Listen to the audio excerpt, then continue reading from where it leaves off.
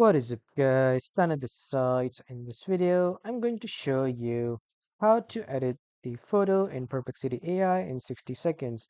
So first you need to head over to the Perplexity AI's website, and then you need to go to the labs section, and after selecting the labs you just simply need to click on edit, and then you need to just give a colon, and then you need to give the command like edit this picture as much as you can, and after that you just simply need to input your picture, let's say from the local files.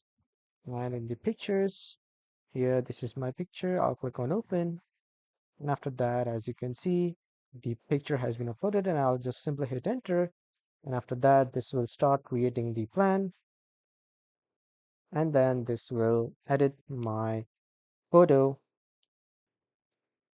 As you can see, the Perplexity has generated an edited image. So it went from this to this image, and this is how you can edit any of the image in Perplexity AI in 60 seconds. That was all for this video, everyone. Thank you for watching.